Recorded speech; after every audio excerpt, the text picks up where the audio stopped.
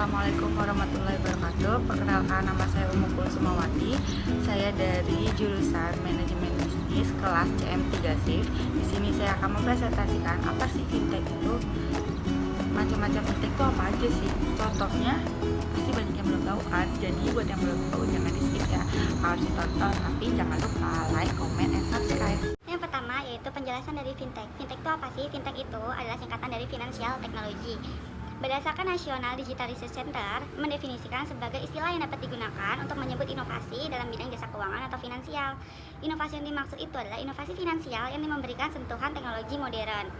Sederhananya, fintech ini dapat disebut itu jenis perubahan di bidang jasa keuangan yang digabungkan dengan teknologi modern.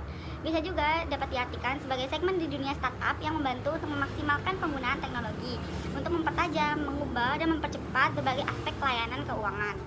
Sehingga nih dampaknya adalah mulai dari metode pembayaran, transfer dana, peminjaman, pengumpulan dana, sampai dengan pengelolaan aset dapat dilakukan secara cepat, singkat, tepat berkat penggunaan teknologi ini. Gitu teman-teman untuk penjelasan dari fintech ini. Yang kedua, fintech juga dapat mempengaruhi gaya hidup seseorang loh. Kok bisa? Bisa.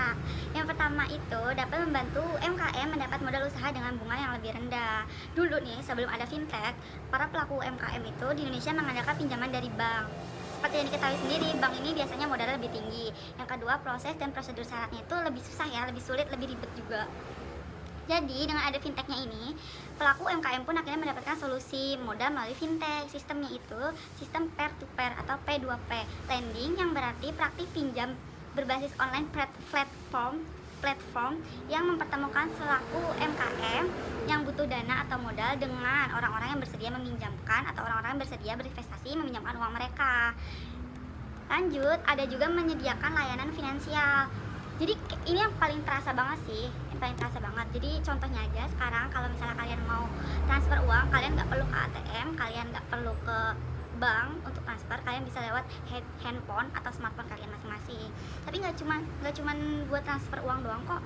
Sekarang juga bisa kalian mau bayar tagihan listrik, bayar tagihan air, telepon sekalipun, atau BPJS, atau kalian juga bayar tagihan air, kalian bisa smartphone. Jadi kalian nggak harus keluar rumah untuk bayar itu semua, bisa lewat smartphone. Jadi lebih gampang, lebih cepat, dan lebih praktis.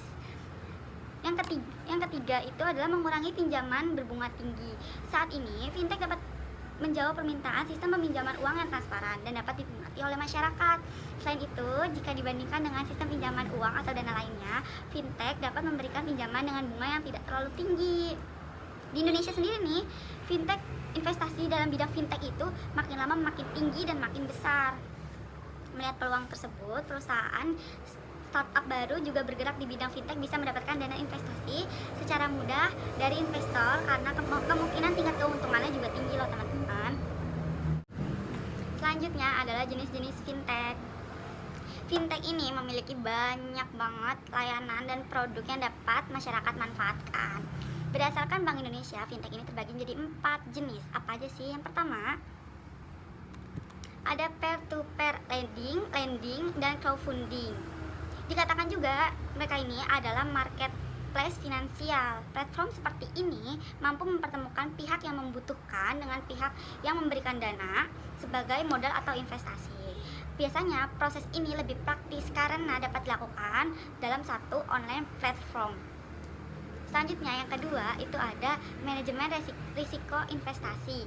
Dalam jenis satu ini nih, biasanya Anda bisa memantau kondisi keuangan, juga dapat melakukan perencanaan keuangan lebih mudah dan lebih praktis.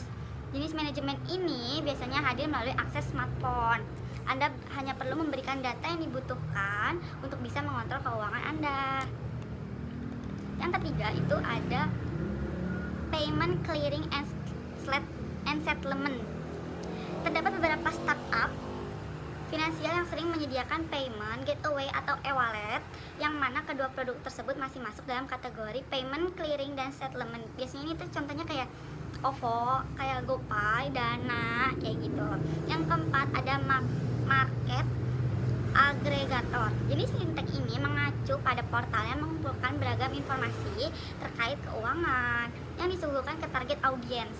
Untuk target audience biasanya sih jenis ini nih berisi berbagai informasi keuangan, tips keuangan, kartu kredit, ataupun investasi. Dengan adanya fintech jenis ini nih, diharapkan Anda dapat menyerap banyak informasi sebelum mengambil keputusan terkait keuangan, gitu teman-teman. Selanjutnya ada regulasi fintech di Indonesia. Penerapan fintech di Indonesia sendiri tertera dalam beberapa regulasi resmi dari pemerintah, dari Bank Indonesia. Nah, ada 3 nih landasan hukum tentang fintech di Indonesia. Apa aja sih? Yang pertama, ada surat edaran Bank Indonesia nomor 18/22/DKSP perihal penyelenggaraan layanan keuangan digital. Yang kedua, ada peraturan Bank Indonesia nomor 18/17/PBI 2016 tentang uang elektronik. Yang ketiga, peraturan Bank Indonesia nomor 18/40/PBI 2016 tentang penyelenggaraan pemrosesan transaksi pembayaran. Nah, si regulasi ini dibuat pemerintah karena pemerintah mengharapkan para penyedia dan pemakai atau pengguna fintech bisa melakukan berbagai aktivitas dengan lebih nyaman, lebih aman dalam hal pengelolaan data maupun informasi pribadi Anda, seperti itu. Jadi cukup sekian yang bisa saya paparkan tentang fintech ini. Semoga dari pemaparan saya, dari presentasi saya kali ini dapat membantu teman-teman yang belum mengerti fintech dan juga dapat memberikan wawasan tentang fintech ini itu apa. Jadi mohon maaf bila banyak tipe dalam ngomong, banyak salah kalimat, banyak kesalahan dalam pengucapan. Semoga bermanfaat bagi kita semua. Wassalamualaikum warahmatullahi wabarakatuh.